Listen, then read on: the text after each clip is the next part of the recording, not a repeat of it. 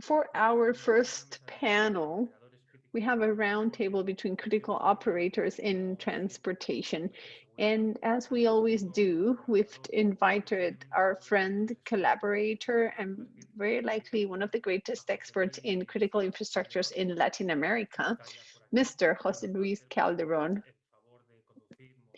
And he will be facilitating the roundtable with the 5 panelists. So, José Luis, whenever you're ready, you have 1 hour. Well, thank you very much, Javier, and everyone. Welcome to the 3rd and last session of the 10th GAP Symposium on Security. Now, it is my honor to present today a very important, quite a significant roundtable, particularly for Mexico. Mexico is a modern country with a key strategic location and the essential services on which its development depends. And today we have representatives from these essential services. Today we're going to talk to Mr. Martín Zazueta Chávez, General Manager of the Guadalajara Airport, one of the 3 major airports in the country. We have here Miguel Ángel Ozuna Rodríguez, General Manager at FIDENA, a Mexican organization that certifies ports, everything that has to do with international trade. Jerónimo Robledo Morales, Head of Security at Auto Protection and Risk Prevention at Renfe, a Spanish railway company.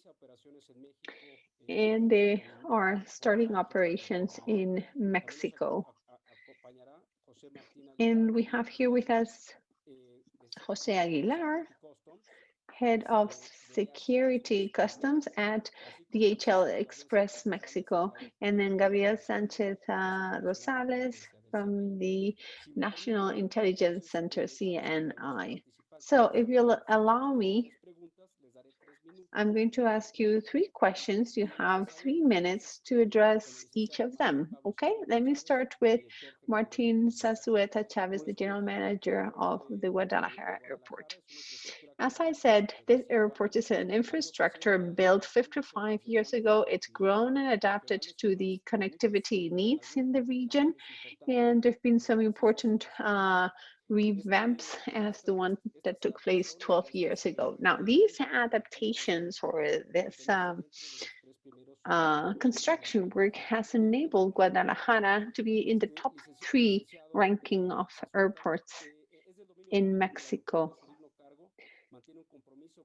So it is well known that this airport is committed to national development, and despite the pandemic, you're going to continue to invest 10 million pesos. So in improving the airport. Could you go into the specifics of this project?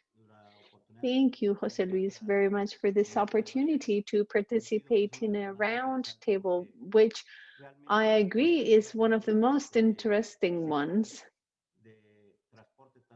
And it brings together all of transportation, right? Both for cargo and passengers. It's very interesting. As you said, the Guadalajara International Airport is one of the 3 top airports in the country. We are the 2nd airport in cargo nationally. We're in the 2nd most important city in the country in terms of volume of passengers and the strategic location, and we're the 3rd one in air operations.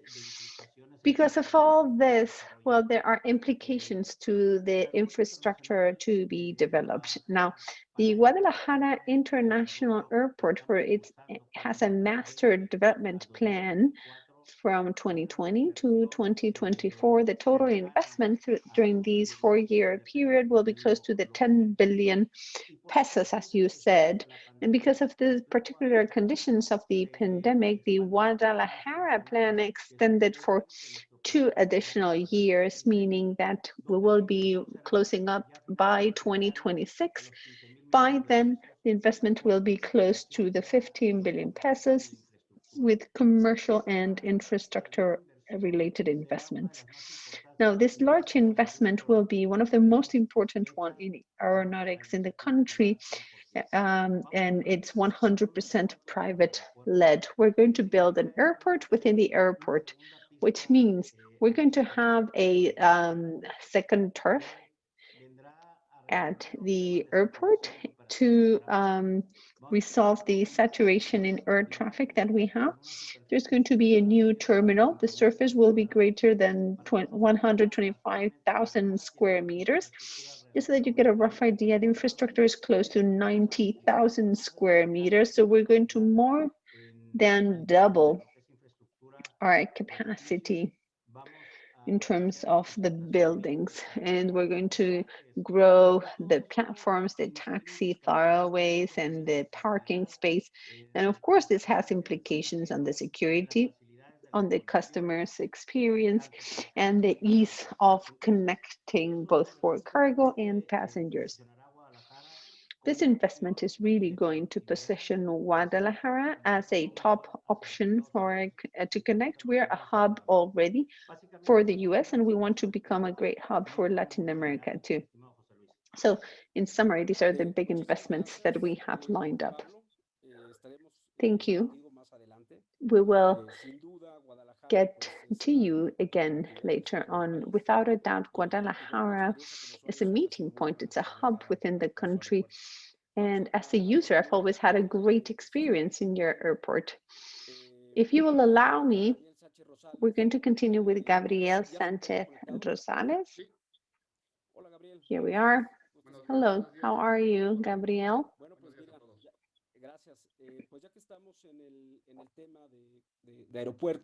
So since we're talking about airports, and you are the coordinator of airport operations at the National Intelligence Center, the CNI, is the Civil Intelligence Center of the Mexican state, and it coordinates groups on some very important matters, and one of the more interesting ones definitely has to do with airports, people coming in, out, and different threats. The network of airports, without a doubt, creates a lot of value and acts as a catalyst across all regional economies. Commerce or trade wouldn't happen without airports, so that's why it's so important. So what are the threats and risks for Mexican airports? Well, good morning. And first, let me thank our colleague and collaborator, Jose Manuel Gonzalez, for inviting us to participate in this session and talk about the Mexican and international airline industry. So regarding your question,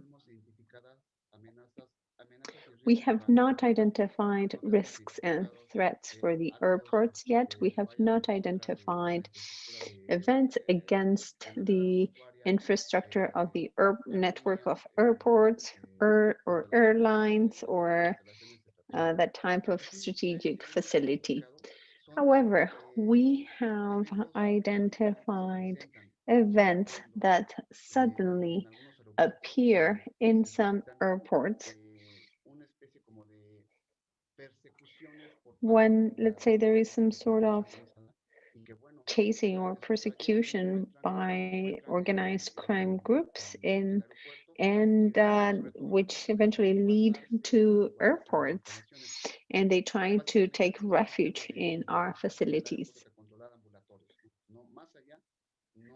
But other than that, we don't have knowledge of threats against airports in Mexico, and there is no sabotage or terrorism related actions.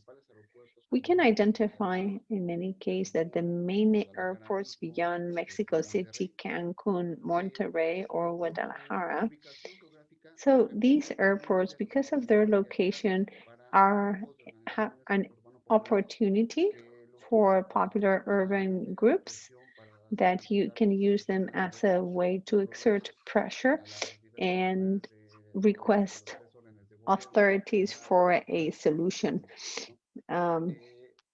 Authorities across the three levels of government. The CNI has different areas that are monitoring the activities of these types of group. And the moment we detect any activity, action, anything that might represent a risk for the airport operations, meaning that these groups can come into primary, secondary operations of the airport and might stop the crew or passengers from coming in. That might eventually delay or cancel flights. So when we know or we have information regarding events of this type in an airport, we get in touch with the heads of security and the regional local law enforcement offices.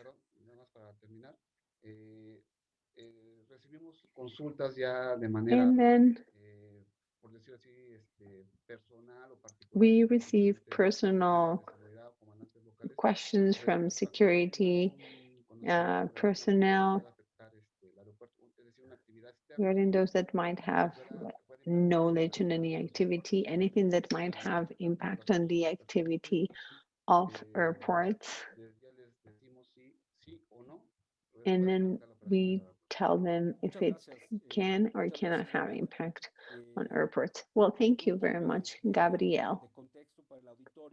Just a bit of background for our audience. Correct me if I'm wrong. The airport system in Mexico is made up of 5 groups, right? 4 are private, 1 is public, and in total there's some 70 airports. Am I right? Yes, that is right. There are 5 airport groups and close to 73 airports. All right, great. So you'll talk about how the CNI works and coordinates actions later on. But for now, we're going to move on to something essential for all economies and countries. Historically, we've seen that harbors or ports have different point in scope. We have fishing ports, oil, military, tourist ones, military as La Rota in Spain. Their scope of action is international. And then we have ports that transfer goods from one international harbor to another. We have Miguel Ángel Ozuna. He's a captain at FIDENA, the Training and Qualification Trust for the National Merchant Marine. Could you explain the relevance of the airport system for the national development and how important harbors are to have the right security strategy for the context we have in Mexico right now? Good morning, Jose Luis, and good morning to all of you in this symposium. Thank you very much for this invitation to participate. I think it's really important to have a global perspective of the transportation logistics chains and what we're doing to protect the different links in the chain. So I need to talk about marine and ports, how relevant this is our job to move cargo around. We could say that liquids, minerals, agricultural cargo, 100% of that travels via ships, exporting and importing products, and then containers across the different economies of the world travel. That we could say that the main 2 chains are the North Pacific route, which connects us to Asian ports, and then we would have the main production chain towards Europe. That would be the North Atlantic route. They're both very relevant. Most of our trade takes place, of course, with our partners in North America, but nevertheless, we should not minimize the freight transportation towards other areas of the world because it's some 400 million tons per year, which is quite relevant as it generates a flow of raw materials in one side and freight on another in greater volume than what you would transport via air transport or railway, because it would be a lot more expensive. And because of this, Mexico in its main port requires protection measures to guarantee the transportation chain. So Mexico has 16 main ports. There's a total of 101, 105 ports classified depending, well, on recreational, regional, local, international, tourism, fishing ports. And we would focus on the 16 administrations and the 4 main ports: Cardenas and Manzanillo, Asia Pacific, and 2 in the Gulf, Veracruz, which just extended to the Bay of Vergara. And there's going to be a logistics area connecting with dry ports and the Altamira port, which is the natural port for north of the country. So because of this, you can see how important Mexican ports are in the supply chain internationally. Well, thank you, Captain Ozuna. Maritime transportation is second only to road transportation, but in a country such as Mexico, it might become more popular because you are less susceptible to an attack on sea than on a road. Yes, in fact, there was a project known as the Roads of the Sea. That's the name in Europe. We're starting to develop these in Mexico, in our Pacific coast, because there is huge potential in the northeast of the country, Altamira, Tampico, for example, and the southeast, the Yucatan Peninsula, and all that tourist area of Quintana Roo. Well, thank you very much, Captain Ozuna. We will go back to you in a minute. Now it's time for me to invite another strategic player, Jerónimo Robledo. He's the head of security and protection at Renfe. Renfe sees in Mexico another opportunity. It's moving forward in its internationalization process. And as we know, that means participating in certain railway lines in Saudi Arabia, the US, and the Baltic to connect Lithuania, with a high-speed train to be operational in a few years. And now we know that Renfe is starting operations in Mexico. It's been awarded a contract north of 13 million euros to develop the Maya train. Jerónimo, good morning, good afternoon in Spain. To what extent is the security department involved in this large project in a country such as Mexico? Well, thank you, José Luis. I would like to thank Segurilatam for the opportunity to participate in this round table. And I would like to say to everyone on the line, good morning, Mexico. Good afternoon, Madrid. If you don't know about Renfe, I will say that we're a public railway operator in Spain. In 2019, our revenue was north of 4 billion euros. Our profits were greater than 100 million euros. We transport 511 million passengers per year and 17 million tons of freight. On a daily basis, we move some 6,000 trains. And our materials include over 450 trains, both high speed, mid-range, and short range, and 250 engines for freight. Renfe is tapping into international markets as there is a need to look for new sources of income. As you know, within the European Union, we've resisted to this process to liberalize transportation in the railway. First, it affected freight in 2005.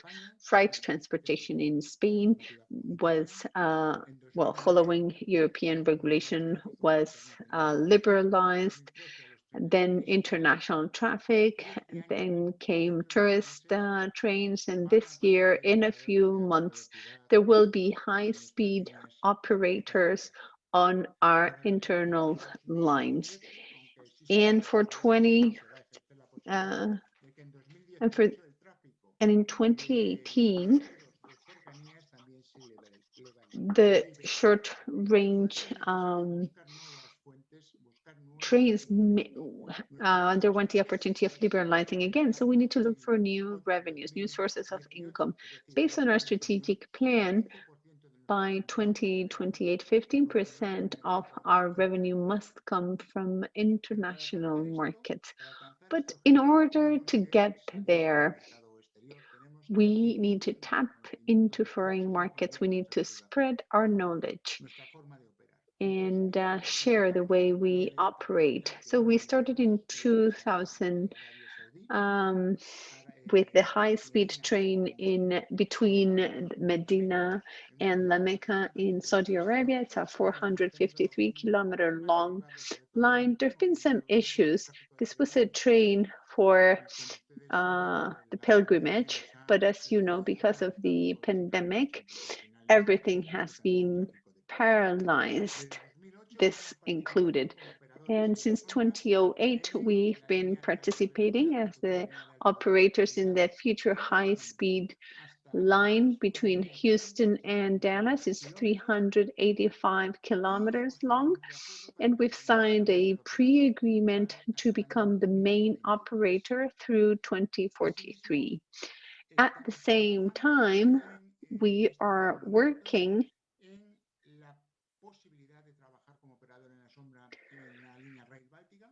to become the shadow operator in the Baltic Sea. It's 800-kilometer line north of in Northern Europe.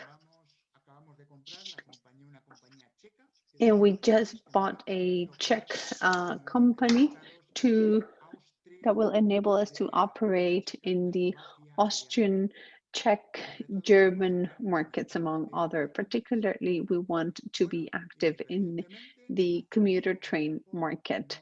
And just very recently, we landed a contract to become the shadow operator of the Maya train in Mexico, which we see as a great business opportunity. It is such an interesting market, and there are such opportunities for development in Mexico. As you know, it is a priority project for the Mexican government for passenger and freight transportation.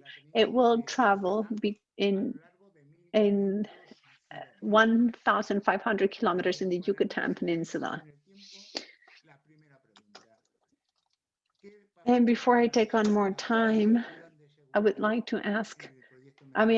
answer to what's our role in this Mexican project. Well, as head of security, we cannot address that because we don't know yet. We are still waiting to receive the requirements set forth from Mexico. We have our experience in Houston, Dallas, and that's where we've worked intensely in all technical requirements set for this high-speed line. In security protection and risk prevention, everybody has worked together to develop all requirements and to develop the terms of the concession to be developed going forward with this train. Well, you went 2 minutes over time. We're not returning money for 2 minutes only. I'm going to use the signal for the next speakers, okay, when you have 30 seconds left. That way we make sure we stick to the timing. Okay, Jerónimo mentioned that the pandemic, the COVID-19 pandemic has had impact on many infrastructure and businesses and strategic industries, but it's reshaped things, and other sectors have seen a large increase to their operations. Such is the case of DHL, and we have José Aguilar Mendez, Security and Custom Compliance Director at DHL. José? Hello, good morning. It's a pleasure to greet you. Would you please tell us, in the year 2020, DHL reached its forecasts because of the higher demand of e-commerce, and I believe this increase is due to the health and lockdown situation where people had to use e-commerce platforms in order to buy certain goods or consumer goods for personal use or for professional use. Apart from that, this increase led to a bigger number of recruitment for new employees. It's been there for more than 10 months, right, after the first third of the pandemic. So please, can you, Jose, tell us how your company faced this situation to make the business continue moving forward? Thank you very much, Jose Luis. I will start by thanking Segurilatam because we see Segurilatam and the Grupo Aeroportuario del Pacífico as two very serious and important entities in this sector. So we thank Javier and Jose Luis for their kind invitation. With this question, well, it's a big question really, but the most important thing is, what does DHL really do? Because this is just logistics, this is connecting one package from one place to another, but the idea is to connect people and improving their lives. That's our idea behind. We shouldn't lose track of the fact that logistics has many stakeholders throughout the process, and we, using these services, we realized that at world level, needed to have certain priorities during the pandemic. And why do we need to do things differently? Well, we have to learn many new things. And it was not a learning with projections to 5 years. No, you had to find solutions now. So DHL participates in more than 200 countries and has been in Mexico for 50 years. So one of the effects of the pandemic, one of the impacts it had, was that e-commerce was growing exponentially.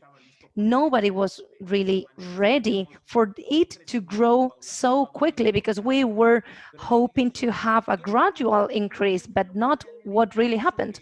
So what made DHL to become a company with a vision and an ideology totally different to the one it had in the past?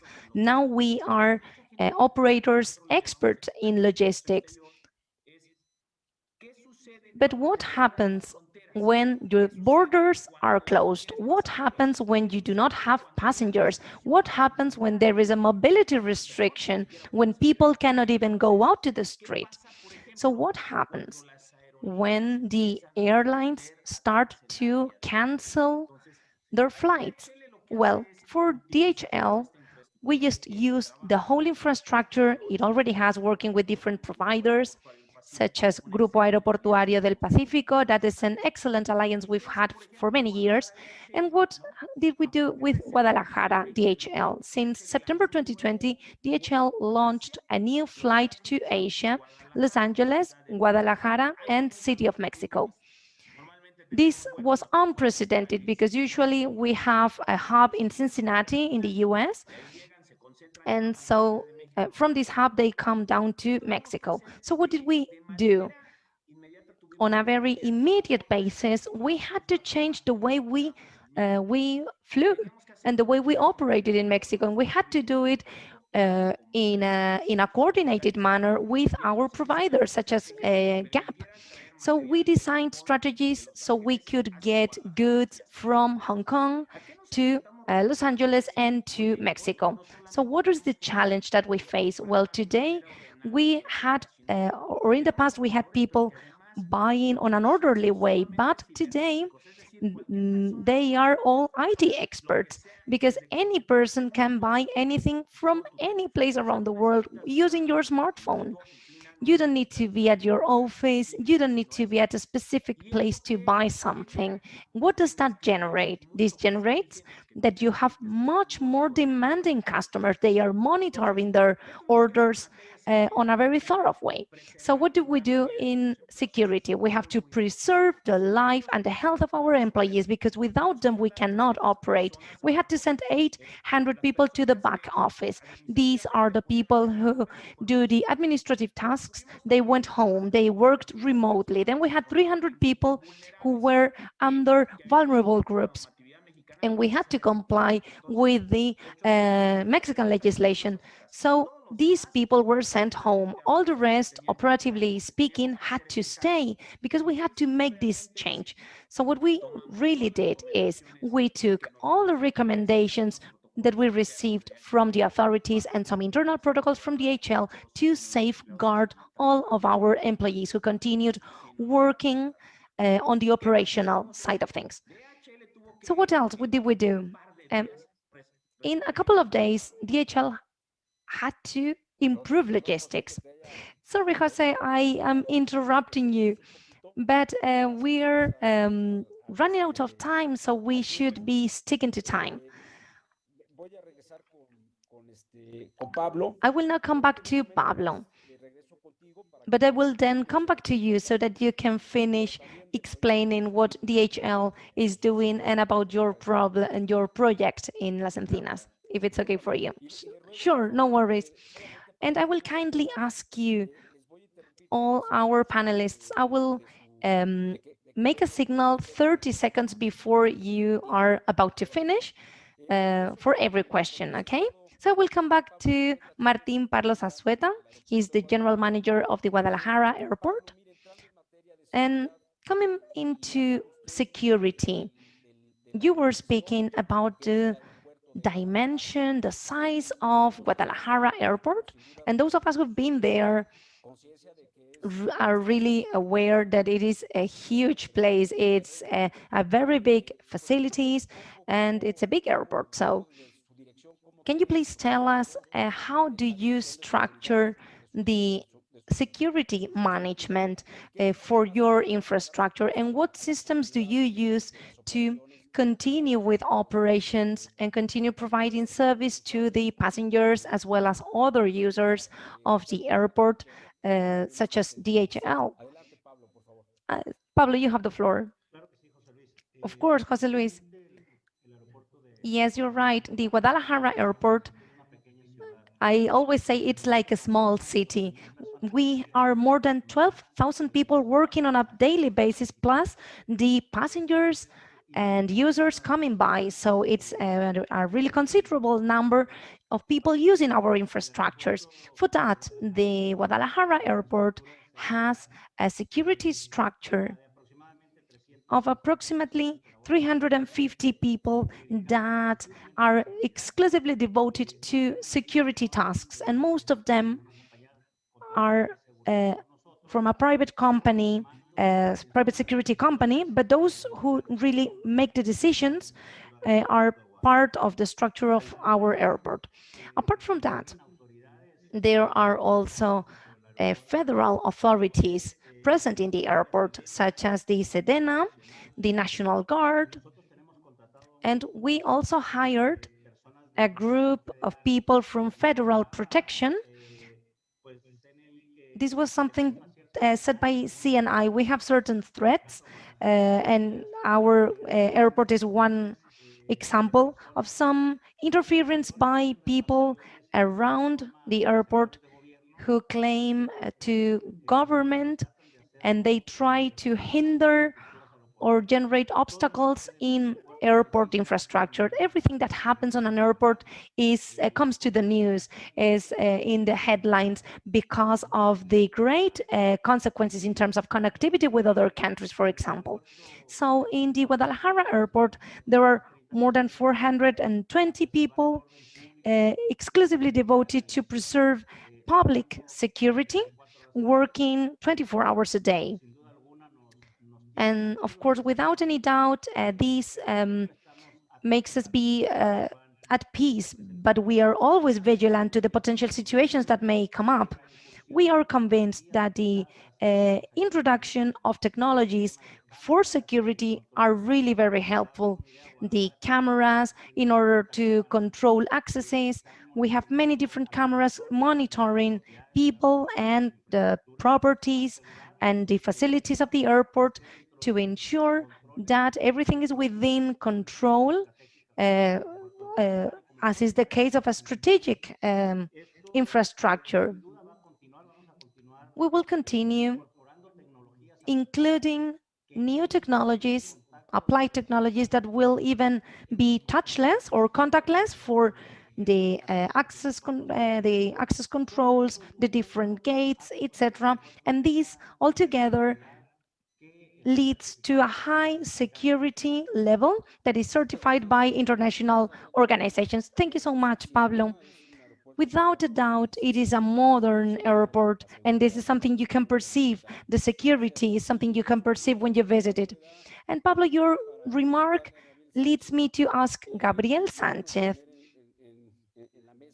and to bring to the table for discussion the fact that the airports and the infrastructures need to be protected for the risks inherent to the operations, of course, but they are also, let's call them a media tool that can be used by different groups in order to claim certain demands and so on. So it is not uncommon to see that certain facilities have been taken. I will remember when Oaxaca airport was taken, it was really unfortunate, and this comes to the news, and the many different impacts and consequences this may have, because it is in cascade. Sometimes you can't even imagine what is the total impact this may have. This is why I would like to ask Gabriel Sanchez from the CNI, what is the CNI doing in order to help to safeguard security at the airports and to make sure that the operations can continue and foster at regional level the development of this very important industry. So, Mr. Sanchez, if you could help me.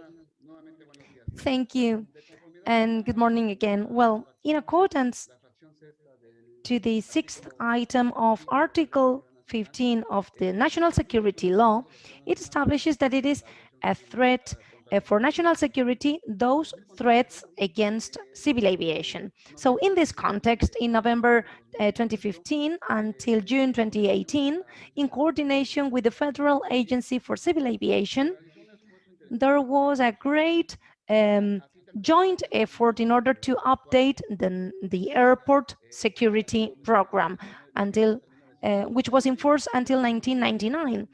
And at the same time, we wanted to comply with the standards established by the ICAO. In this sense, the work to update the security program was done through the high-level working group for terrorism and um,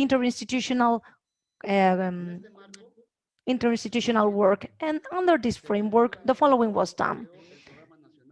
The National Security Program for Civil Aviation was created in order to increase regulations and to comply with the international standards set by the ICAO.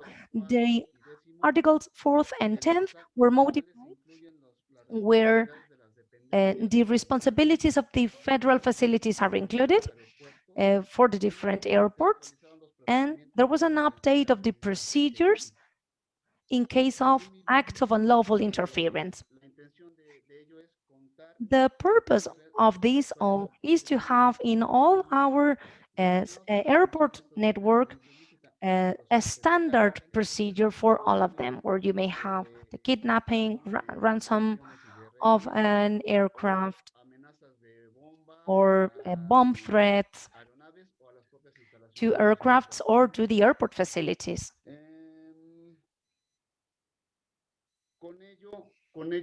With that, we have the ultimate goal to avoid damage to our communication lines. In this sense, we are fully confident that the CNI has to collaborate in the risk evaluation uh, studies that are established or through the different security mechanisms in Mexico, maybe the National Committee for Security or the National Coordinator for authorities or any other type of organizations or mechanisms that requires. So that would be my part. Thank you very much. I hope I've been clear enough because I try to be general. Yes, what you were mentioning as a user, of course, we've had or we've had to suffer, unfortunately. Maybe it's not taking the airport as such, but there are always groups in the city of Mexico that take the streets leading to the airport, and it's a catastrophe. I imagine that the operator of the airport should protect its infrastructure, but there always needs to be an institutional support where you foresee these kind of situations that, of course, have an impact on the image of the country. That's right. I thank you, Gabriel, for your remark. And now we will come back to Captain Ozuna, the general manager of FIDENA. Are you still there? Of course, here I am. It's a pleasure to greet you again. Thank you so much. Now we would like you to tell this international audience what is FIDENA doing and what type of programs does it have, because it is um, the only training and qualification trust specifically for the merchant marine. So what is this organization that you are leading do? Well, apart from training and qualifying our merchant marines, since 2003, the Communications Secretariat commissioned FIDENA to establish and develop a thorough system for verification that an international agreement is complied because of the um, terrorist attacks in September 11th.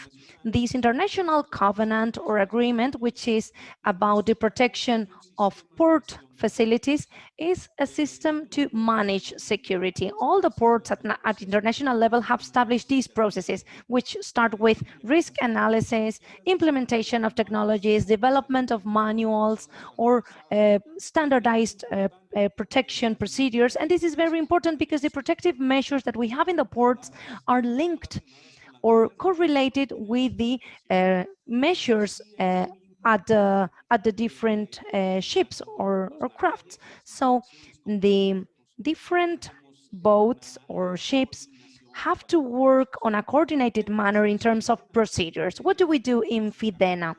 In our organization, we are in charge of what is known as an accreditation or verification unit. This leads us to carry out risk evaluations in coordination with the merchant marine. And I would also like to emphasize that the reforms in 2016 established for the merchant marine had many different functions sent to the Marine Secretariat from that year. And as everyone know at national level, and I'm saying this for the international audience, there was a reform in terms of communications, ports and merchant marine on the 7th of December last year. What does this mean? This means that all the activities that are carried out in terms of ports and airports are not linked to communications and transport, but now they are under the Marine Secretariat. This reinforces the Maritime Authority and Port Authority on the one hand side, but it also reinforces all the aspects that have to do with security and protection. We understand security as labor aspects and protection. We understand protection, everything related to international security. So what do? We carry out all these kind of supervisions. We make sure the ports comply with the regulations and that they can obtain the operational certifications that enable them to carry out the different freight movement. This is what we do. Specifically, we've done more than 3,000 verifications, more than 350 evaluations, and this is what we carry out nowadays in coordination with the Marine Secretariat and the Coastal Guard and the unit for port issues. Thank you very much, Captain Ozuna. I thank you so much for your remarks. We will come back to you later. Now we're going to the railway sector. Thank you very much for your intervention. Mr. Jerónimo, I'm coming back to you, to Spain. Good afternoon again. Good afternoon from Madrid. Hello. Mr.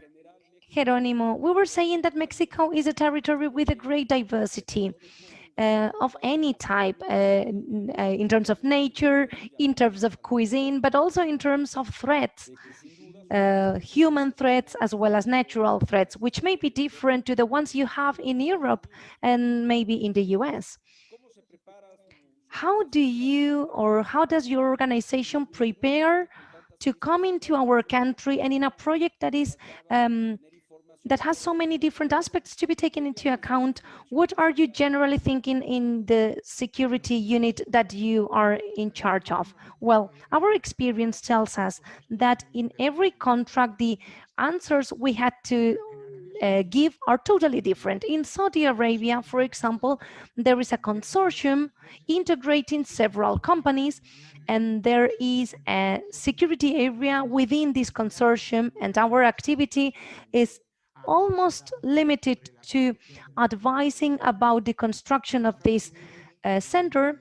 In the US, on the other hand, we had to participate completely in the whole process, from the design, the planning, execution, and exploitation.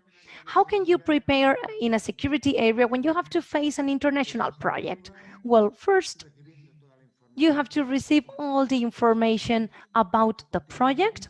Next, you select a group of technical experts in the unit that will need to give advice to all the staff that is in the country, working in the country. And in the third place, we need to keep constant and permanent contact, basically through video conference.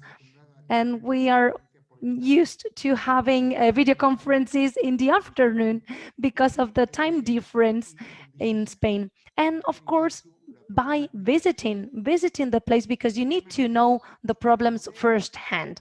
What else? In order to carry out the work of an operator in the shadow, of an operator behind the scenes, we had to study the legislation and the regulations applicable in the country. In the US, this regulation is totally different to the one we have in Europe. There are very little similarities.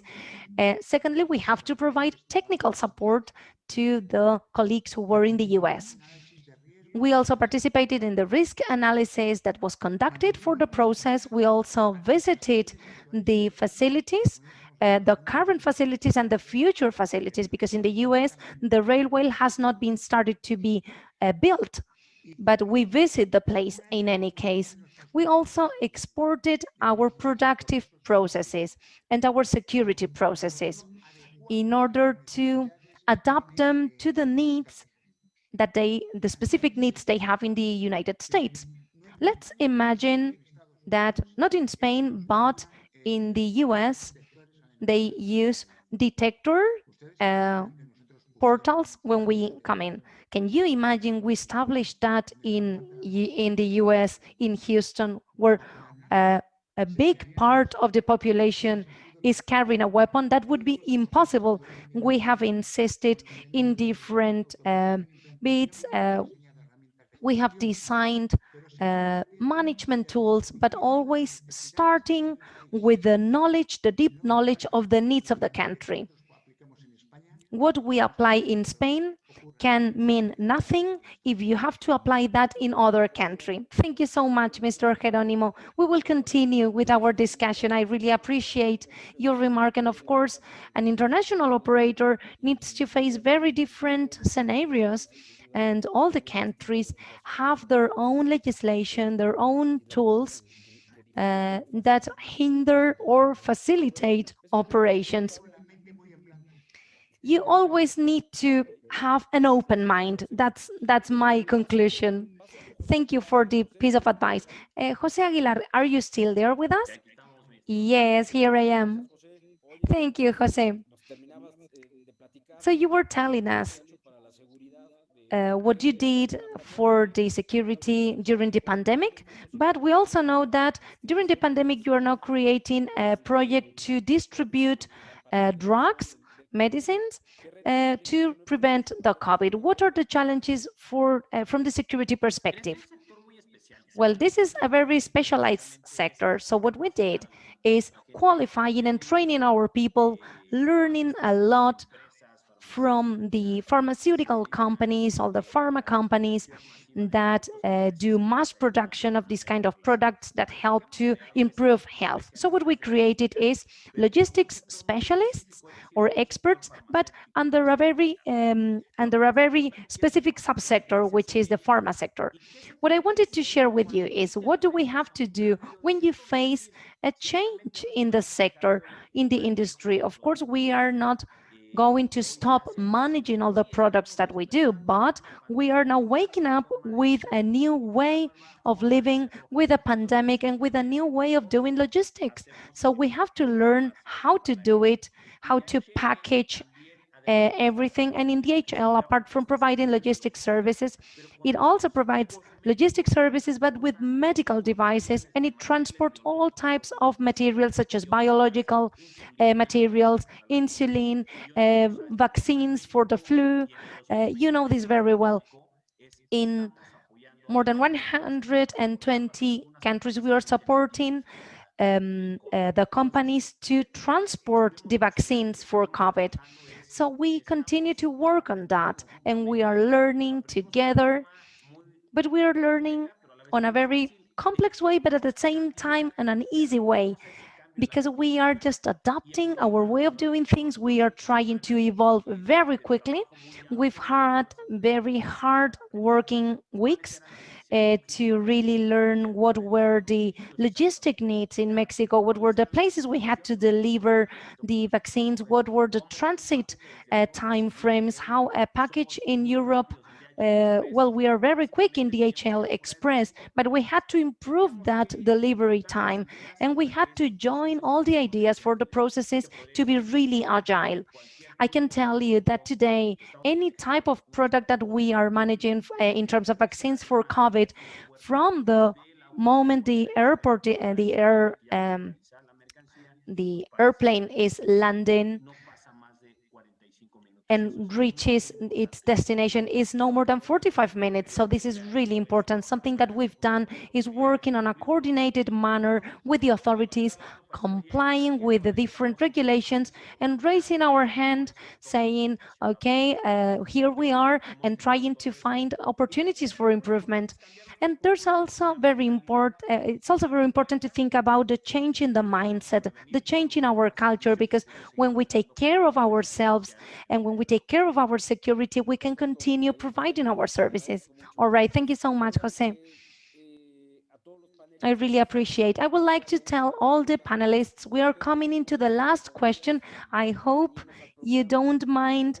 In order to stick to time, I will kindly ask you to reduce your answers into 2 minutes so we can be on time. I hope it's okay with all of you, and just have 2 minutes for your replies. I will come back to Mr. Pablo. I greet you again from, hello, Mr. Pablo. You were telling us how your security department was structured. Now, the security needs probably in airport infrastructures are constant and constantly changing, because you need different equipment every day, and there are new needs for maintenance, for example. But there are also new threats, such as the drones, drones that may represent an important risk mainly for the airport operations. These drones could be collecting information from our operations or that could generate bigger problems. So what do you think about this type of threat? Do you in the Guadalajara airport are preparing in a specific way to face that? Yes, Jose Luis, thank you.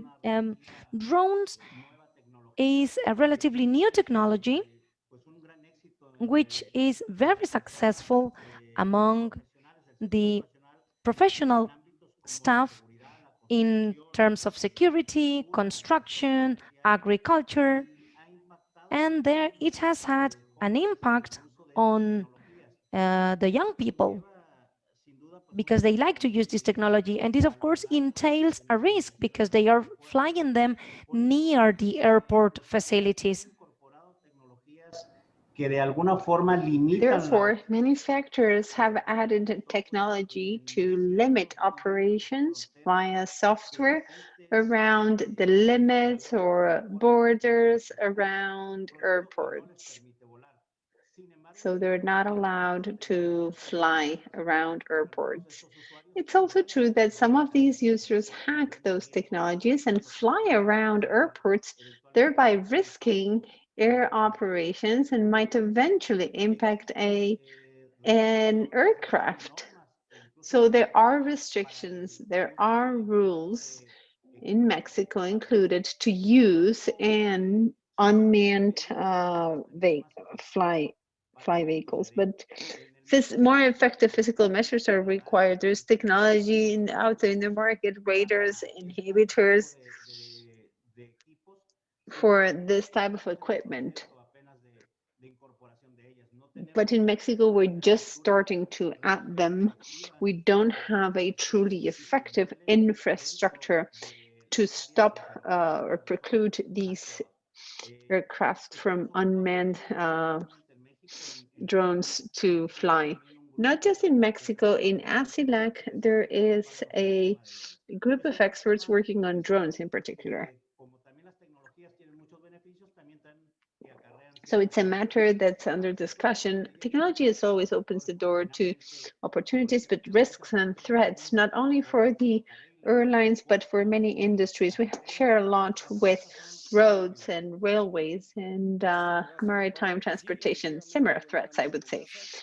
Thank you. Yes, and I would say that this is a new threat. In Mexico, for example, the use of some anti-drone technologies are limited. Those jammers or signal inhibitors are actually criminalized. Private operators cannot use them, and I understand this will have to be reviewed. But there are other technologies, as you correctly said, and it would be important to explore this in detail because it is a risk not just for airports, but for other infrastructure as well. So let me go back to Mr. Gabriel Sanchez, CNI.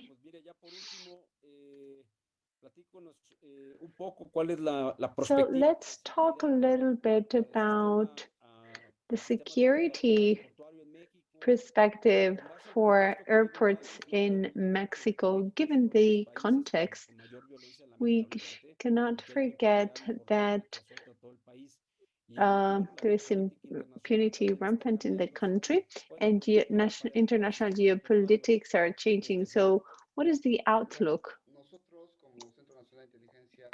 So at the CNI, we do not see that the conditions are there for severe scenarios because violent actions against the national network of airports have not been detected or documented.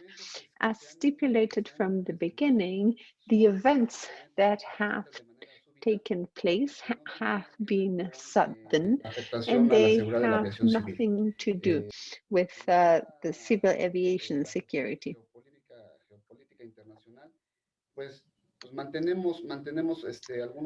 So in international geopolitics, regarding international geopolitics, we have some ongoing processes to identify certain foreigners who might damage public security, national security, domestic security.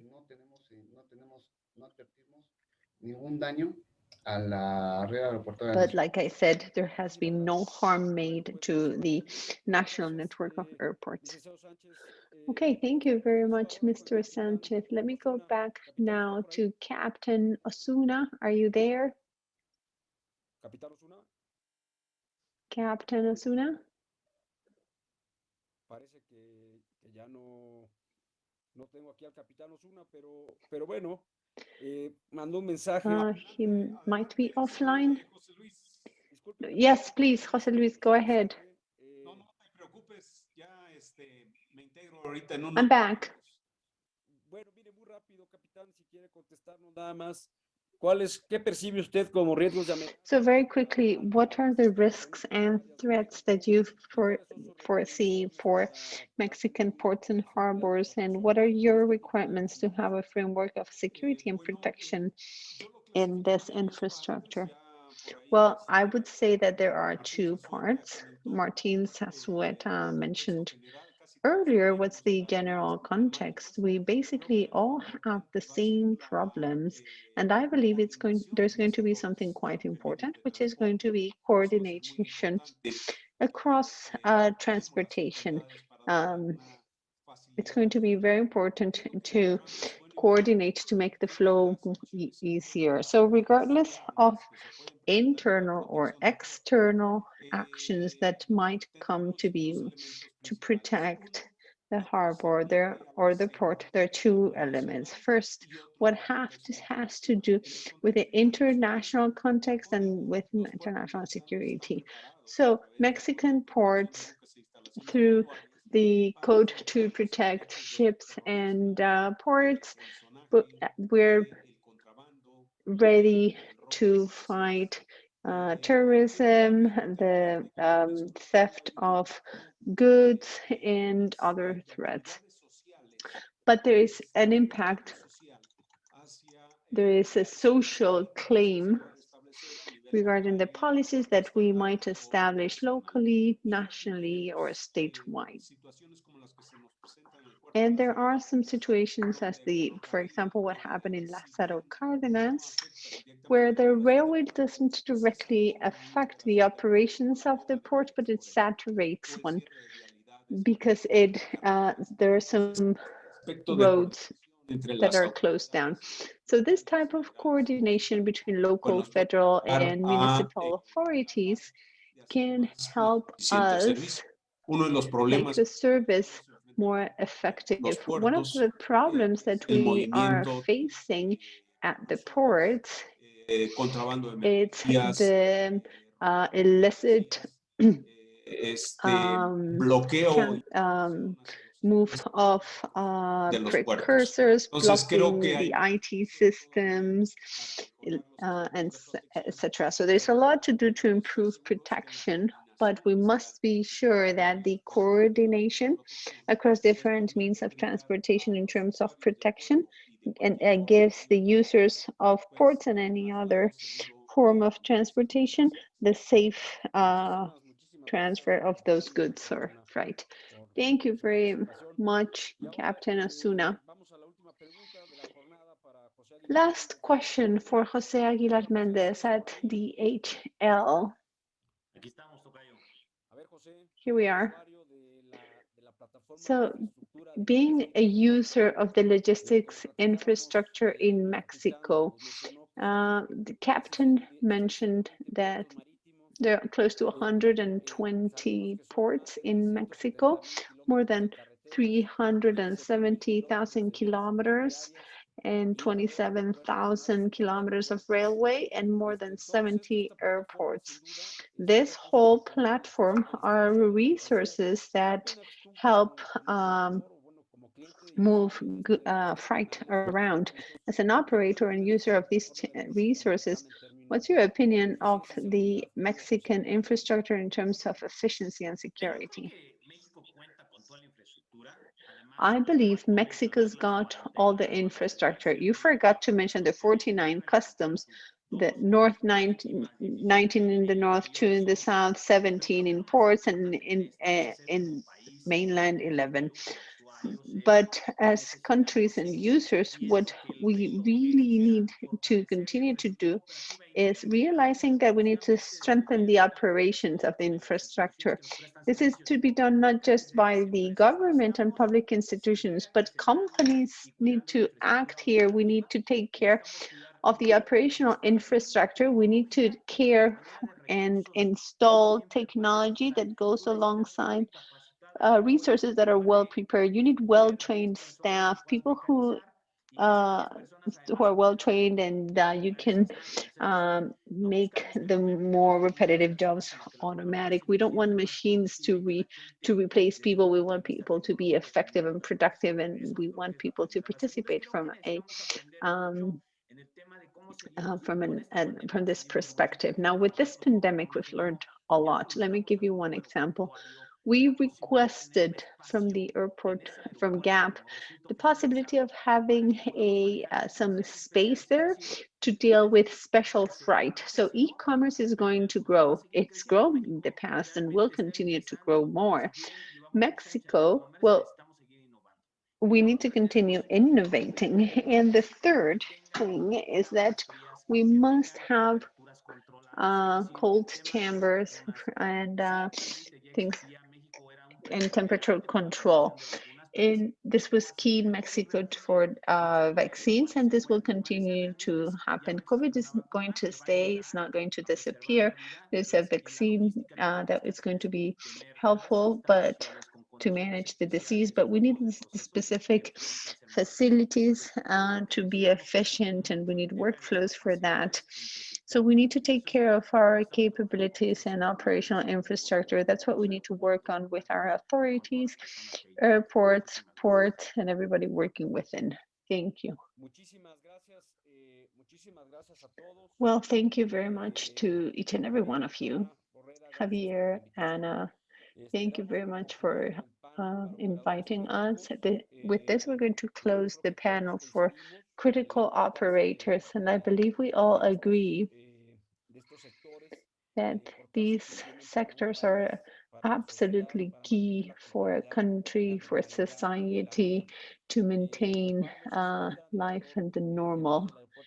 Ricardo Zazueta, General Manager of the Guadalajara Airport, Daniel Sánchez, Coordinator at CNI, Captain Miguel Ángel Ozuna, at FIDENA, Mr. Jerónimo Robledo, Security and Protection Director at Renfe, and José Aguilar Méndez of DHL. Thank you very much to all of you for sharing your expertise during this last hour.